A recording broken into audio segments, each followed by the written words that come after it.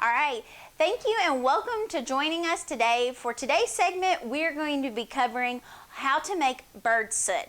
Now, if you're not familiar with what bird soot is, or if that's just a weird name to you, it is a type of food that typically is fed to birds throughout the year, especially in those winter months. It's going to be a bird feed that's more compact, higher in those fats, that are going to be more of an energy type of food, that are going to keep our birds happier, healthier for a longer period of time, because it's going to provide more energy when foods or seeds might be a little bit more difficult to come by during that winter season. Today's bird soot do-it-yourself recipe is really simple, things that you may already have at home today. So let's talk about what those recipes are going to include, or materials that you're going to need. Several things are going to be measured by a cup measurement, so just have a solid food measurement cup. A single cup will work fine. You're going to want you could mix it in your container and you'll see that a little sooner, but you may consider that you want a mixing bowl and a spatula or mixing spoon of some shape or form. As far as tools and things, you may consider that you want some twine, especially if you go the second route with today's activity. You can choose with your containers a little bit. So some twine, some string, something that's environmentally friendly. Or our objects that we might consider today to make our bird soot block in is going to be either like a Gladware container, something like that can be left outside, that's not going to be bothersome and that you can reuse over and over and over again. And repurpose, like an old sandwich lunch meat container box. Or a really cute way to do this is you may consider, especially if you've got overflow, to put it in a coffee mug and fill that. So you might consider being creative with your containers, something that could be set outside on a porch, elevated, and we'll talk a little bit more about locating and where the best places to place your bird soot block container is going to be. But those are the supplies you're going to need. As far as the food materials that are going to make the bird soot, you need a couple of different things. Mostly you can find at your household. First and foremost is going to be peanut butter. I think this is mostly a staple of a lot of homes. So peanut butter, probably the creamy kind, but honestly, crunchy. I've never made it with crunchy, but crunchy would probably work just as fine as well and maybe give even a little bit of texture.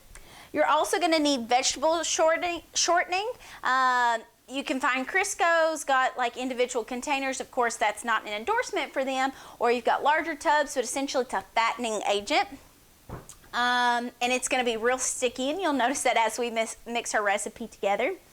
Additionally, cornmeal.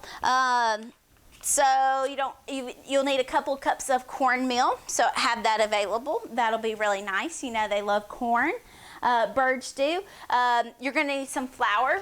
So just basic flour, bleached, unbleached, no particular type matters. And finally, sunflower seeds today, because I already have some bird seed already convenient. I have a pretty universal bird seed here. Not all birds like all the exact same type of food, but this is a pretty universal blend here. This is just considered a farm mix for wild birds. So I thought this was a good one to start with, and that's what I'm going to be using instead of sunflower seeds, but those are you could choose to do just sunflower seeds if you chose. So today's activity is going to be really simple. It's pretty much adding all those food materials we just discussed into a container, mixing those up, placing those into your final container, whatever you're going to put your soot into, and then placing that in the freezer. So really simple. We're going to do step by step. We're going to measure these out. This is a great activity for, folks of all ages, young, old, whatever it is, bird enthusiasts, outdoor enthusiasts, and adventurers. This would be a really nice way to maybe take on a hike and place several of these blocks along your trail, help out some of our birds and even squirrels and things that really enjoy these soot blocks. So lots of different ways you can give back to those animals and maybe enjoy a fun hike along the way. So let's get started. Out of these materials that you're going to need, I've got two that are going to be on the sticky side, so I'm actually going to start with my shortening and finish with my peanut butter. I'm going to need 1 cup of both of those, so I've got my dry measuring cup here. I've got my spatula, and pretty simple. I'm just going to be placing my shortening in the measuring cup. Now, when you're measuring both peanut butter and shortening, you know, some of your food additives that are kind of on the solid side, but they're kind of not solid because they're kind of creamy. When you're measuring these out, in order to properly measure these, you're going to actually press those into your measuring cup. So to make sure that you get an appropriate 1 cup measurement, we are going to press those in, make sure that we are getting a solid 1 cup. Pretty close there. I can even scrape a little bit of that back off. Okay, but I've got my 1 cup of shortening right here. Gonna just simply place it back in my mixing bowl that's right here. A little bit out of camera today, but just kind of imagine with me, I'm placing that in the bowl that's lower than the camera. All right, next, and I'm gonna clean off the edge on my mixing bowl. Next, we're gonna follow with 1 cup of peanut butter. You could always measure into the same cup. I brought along 3 different measuring cups, so 1 cup sizes. Once again, just 1 cup of peanut butter. So take a big old gob of peanut butter. Who doesn't like peanut butter? This is a big favorite kind of additive to, you know, a lot of these birds really like this. It's a really tasty treat. The peanut butter sticks with them, just like if you don't have a peanut allergy and you actually like peanut butter. Peanut butter is really great because it's really high in protein. For instance, this has got 7 grams of protein just for 1 serving, and 1 serving for humans is just 2 tablespoons. So the fact that there's 7 grams in 2 tablespoons is kind of miraculous. So think about if it sticks with humans pretty well, it's going to stick with a smaller bird even longer. So really great. Got my 1 cup here filled up. Going to add that into my mixing bowl here. All right. So after that, we've got some drier ingredients that we're going to be adding. So these are 2 stickier ingredients. Tasty, stickier, gonna stick around with those birds for a while. All right. Next, we're gonna need 1 cup of flour. So I've got my flour here with me today. I'm just going to get one of my measuring cups here. Got a little, and I'm going to measure 1 cup of flour. Pretty simple. Hopefully all these items are just things that you have at home that aren't really complicated to get a hold of. Sunflower seeds, you could even pick up, you know, at a convenience store. So really not hard to find sunflower seeds if you didn't want to go birdseed if you didn't already have that at home. Okay, so we added 1 cup of flour, a little dusty here, and then we're going to add 4 cups of cornmeal. So this is the good one, the fun one. 4 cups of cornmeal. All right, and I'm just going to pour that one. All right. All right, we got 1 cup here. Nicely done. 2 cups. This is going to make a pretty large batch of bird soot, so you could actually add this to a couple of different containers. Like I said, really great idea for the family is the kids, grandkids, whoever it is, go on a hike, make several of these up, freeze them, and then you can actually take them out of the container. So for instance, when we make them, that's the 3rd one, when we make them into like a disposable plastic container, we can actually dump those out of those containers. So like if you take them on a hike, you don't have to necessarily leave them on the hike. You can take them out of those containers. We don't want to leave plastic behind, right? And place those in a bird-friendly zone, and then you can just leave those and it'll be a tasty treat for those birds. So at this point, we've added the shortening, 1 cup of shortening, 1 cup of peanut butter, 1 cup of flour, and 4 cups of cornmeal. Last but not least is going to be a handful of bird seed or sunflower seeds. Now I'm gonna ad-lib a little bit here and add a couple handfuls as desired. As I mix this up, of course, you wanna keep that right consistency. I think these birds are really gonna like the fact that I have bird seed available. So I thought, you know what, if I've already got it here at the office with me, we're just gonna get it added. Now this is gonna be a little bit of a fun one. Shortening is heat sensitive, so it's a fat. Once it gets in your hands, it can kind of soften down, melt a little bit like butter. And as you all can see, I'm kind of blending it here. Now, if you've ever worked much with shortening with pies or anything like that, it can sometimes be really difficult to cut into it. Now, if this were a human treat, I would be more concerned. But because this is for the birds, and I did wash my hands in advance, I'm actually going to mix this with my hand. Okay, I'm going to mix this with my hand. It's going to help me to blend that shortening. It's going to help me to blend that shortening and all these dry materials together, make sure that it all connects, because we've got a lot of drier ingredients here that we want to make sure get incorporated with the shortening. And it's not very difficult to do. It just takes a little bit of time and a little bit of patience to make sure that you get it all combined. So while we're combining this by hand, and let me tell you, this is fun. If you've got little ones around in the family or adults, you know, it's a lot of fun to kind of mix with your hand and kind of enjoy and do a fun activity that's really, you know, friendly for birds and the nature in general. You know, get them all involved in this activity.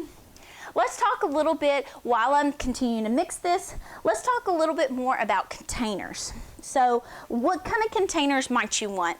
Now I did kind of already allude to having something that is sustainably friendly. You know, a glass container is great as long as you can get it back out of the glass container. So once we get this all mixed up, we're placing it in a container to freeze it in. If you have no concern, or if you can make sure that you get it greased down properly with like, you know, a vegetable oil or something like that, and it's going to properly come out of that container. Oh, I'm a little on the messy side too. Then that shouldn't be a problem. A plastic container works really well if you're already reusing something you've already got at the house, so that you can continue to make several batches in those and kind of just designate that one as your bird soot container. And we're doing really good here. One of my favorite ways to do these bird soots, and I just think it's so much fun, is to actually combine these into a mug.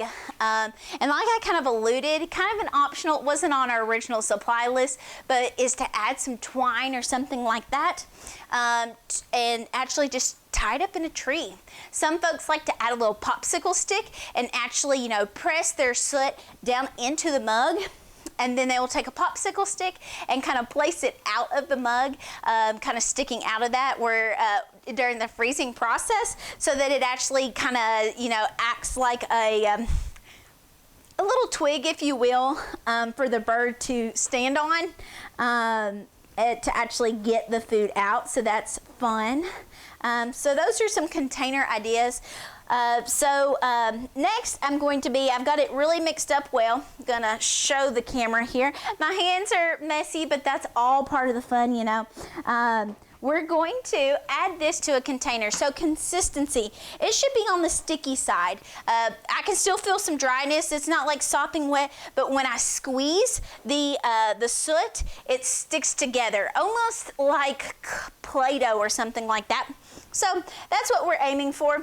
First and foremost, I'm going to start with an extension mug I had here at the office, and I thought, oh, this would be perfect to hang in our tree in our backyard here.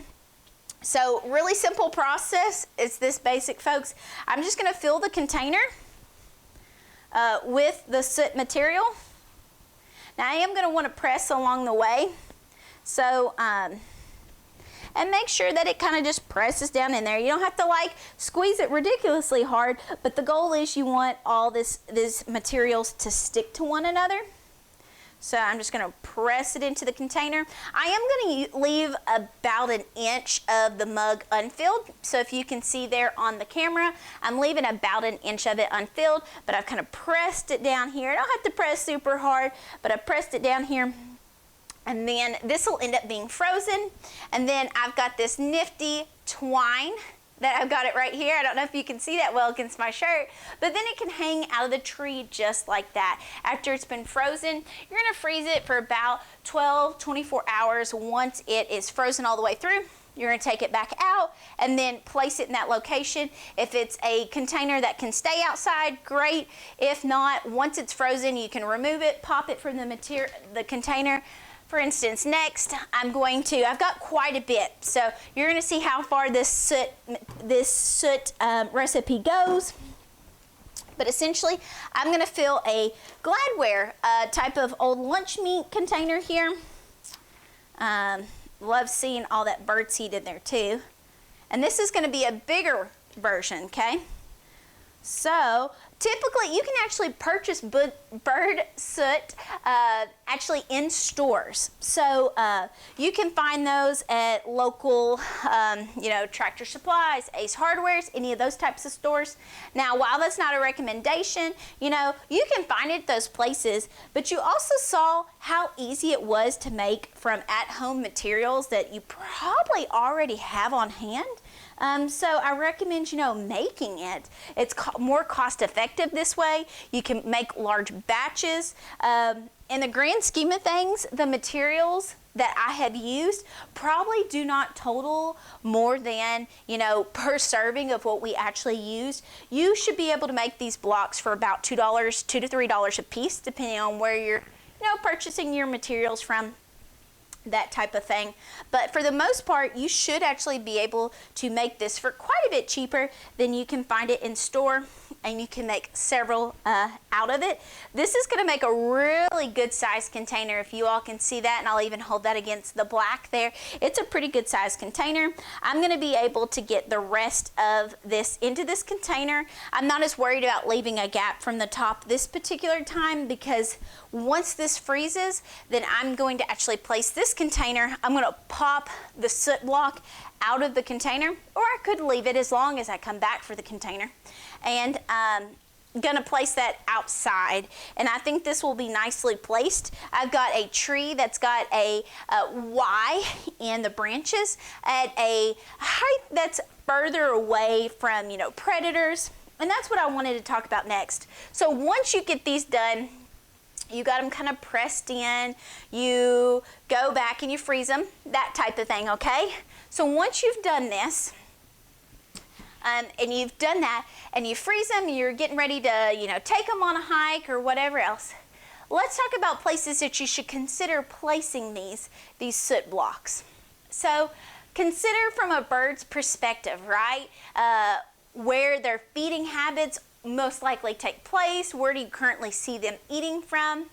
More than likely, birds like to feed in areas that feel safest to them, that are further away from predators. So flat on the ground may not be the top place that a bird's going to try to, their top choice, their top restaurant, if you will, choice, because there's more predators, maybe cats or things that may want to chase after them.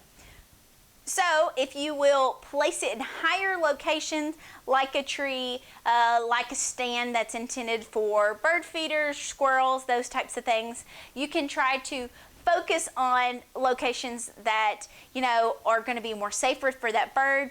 They're going to look for locations that aren't far away from maybe that tree, that bush that they reside in. They want an area that's open, that they can see what's going on. They're not going to want something that's really hidden, right? Because other predators could be hiding or lurking, waiting for them to eat. So just consider some of those things when you're placing those blocks around, or when you're taking them out on the hike. I really like that idea.